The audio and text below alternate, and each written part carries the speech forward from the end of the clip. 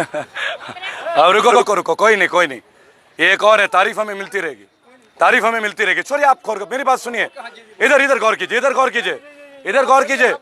गौर कीजिए, सुनिए। ये एक संदेश देना है, गालियां तो खूब मिलती है।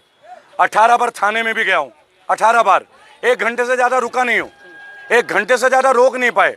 गालियां और भी सुनेंगे, तैयार हैं, लेकिन मुद्दा नहीं छोड़ूंगा।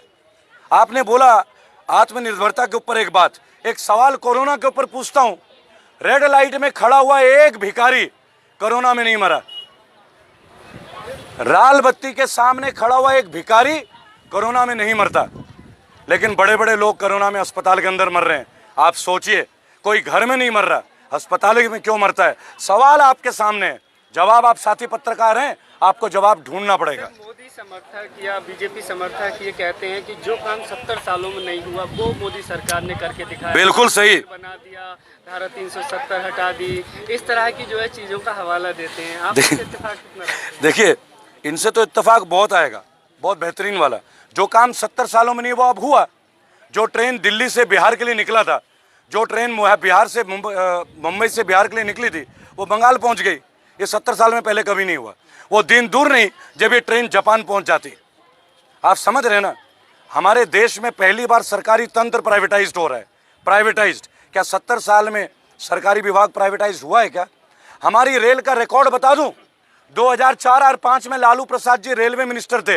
रेलवे का प्रॉफिट 20,000 करोड़ था 2004 में, 20,000 करोड़। और मेरे भाई, आज रेलवे वो कहते हैं कि रेलवे घाटे में रेल में बेचा जा रहा है। तो शासन किसका अच्छा है? अच्छे दिन तब थे या अच्छे दिन अब है? फैसला आपको करना है। 20,000 करोड़ बुरे थे या ट्रेन बेचा जा रहा है ये अच्छा है? आज आप ट्रेन को प्राइवेट बेच दीजिएगा, प्राइवेट लोग चलाएंगे ट्रेन को। कल को अगर आपके साथ बदतमीजी हो जाए, 2 बार अगर बदतमीजी की रिपोर्ट हो जाए, तो आप ट्रेन में चढ़ नहीं पाएंगे। हमसे हमारा हक छीना जा रहा है, हमारा हक। क्या आप हमारा हक को भी प्राइवेटाइज कर देंगे? ये जवाब आपके। दिल्ली में सबने बोला जमातियों ने फैला दिया। जमाती विदेश से इंडिया में आए कैसे थे? क्या हमारा सुरक्षा तंत्र सो रहा था? क्या उनकी इन्वेस्टिगेशन हो नहीं सकती थी? तब क्यों होती है जब कोरोना फैल गया? आप गुजरात में फरवरी में नमस्ते ट्रम्प करते हैं, 1 लाख विदेशी आते हैं। आज गुजरात में अहमदाबाद सबसे पहले रेड जोन में आता है। वहां कौन गया था जी? ट्रम्प के स्वागत में विभिन्न देशों के राज्यों के लोग आते हैं। तब आपने सवाल क्यों नहीं उठाया? देखिए, बीमारी और बुराई की कोई जात नहीं होती, आपको ये बात समझना होगा। कोई हिंदू किसी मुसलमान को नहीं मारता, कोई मुसलमान किसी हिंदू को नहीं मारता। एक इंसान को मारता है, ये बात हमें समझना होगा। अब हम उसे, अब देखिए एक छोटी सी बात है ना, आप कपड़े की बात करते हैं। जब मैं कुर्ता पहनता हूँ, अगर यहाँ 2 फीते लग जाए तो पठान सूट बन जाता है, अगर कॉलर हो जाए तो हिंदू कुर्ता बन जाता है। चॉइस आपका है। ये भगवा है बोलते हैं, भगवा तो शिवाजी महाराज ने लहराया था। भगवा था स्वराज, हिंदुत्व के ऊपर नहीं था भगवा। आप पढ़िए कभी भगवा का अर्थ क्या है। एक देश एक राष्ट्र एक, उसमें मुसलमान भी लड़े थे शिवाजी के साथ। तब आपने क्वेश्चन किया था क्या? देखिए, देश के लिए हर आदमी शहीद हो रहा है। औरंगजेब नाम का एक जम्मू कश्मीर पुलिस का सैनिक, उसकी हत्या हो जाती है, हत्या, तो वो मुसलमान था ना भाई, उसकी बात क्यों नहीं उठाते? एक ग्राम प्रधान को मार दिया जाता है कश्मीर में क्योंकि देश के लिए बात करता है, तब ये सवाल क्यों नहीं उठाते? सवाल उठाइए मुद्दों पे, जात बिरादरी को किनारे में रखिए। ये कपड़ा, पहले बकरा जो मुसलमान था, गाय हिंदू हो गई थी, अब कपड़ा भी धर्म जाति का प्रतीक बन रहा है। तय आपको करना है मेरे साथी दोस्त। हमारे देश का नाम क्या है? अगर कोई जवाब दे पाए तो जवाब दे दे। मैं तो क्या जवाब है बताइए आप? भारत। हिंदुस्तान तो नहीं है ना। अब हिंदुस्तान की बातें क्यों कर रहे हैं हम? जवाब ये है, मैं भारत की बात करता हूं, हिंदू और मुसलमान की बात नहीं करता।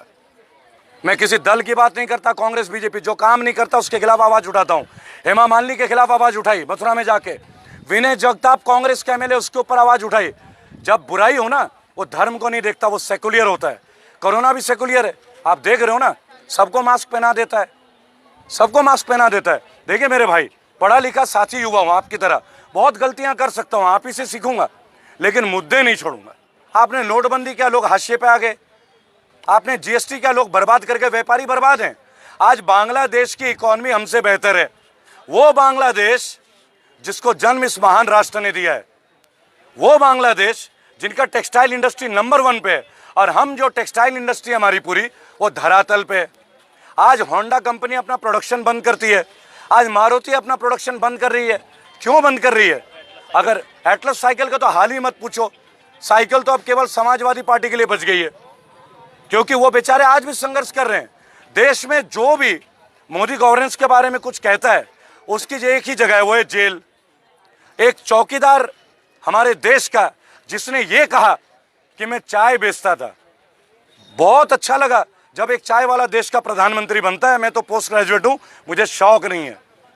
मैं बागी का बेटा हूं, बागी का पोता हूं। मेरे दादाजी स्वर्गीय गंगाधर पति स्वतंत्रता सेनानी बागी थे, शरीर के जिस्म में हर जगह चोट थी, और मैं भी बागी हूं। मैं एक बात आपको आज पूछना चाहूंगा, चाय वाला चाय बेचा करता था, आज चाय वाला स्टेशन बेच रहा है, आज चाय वाला हवाई जहाज बेच रहा है, आज चाय वाला LIC बेच रहा है, ONGC बेच रहा है, BSNL बेच रहा है। और क्या बच गया? ये जो खुली हवा है ना, अब ये खुली हवा बिकेगी कि भाई रेबल तुमने 2 किलो ऑक्सीजन लिया है, इसके पैसे दो। अब ये होगा हमारे मुल्क में।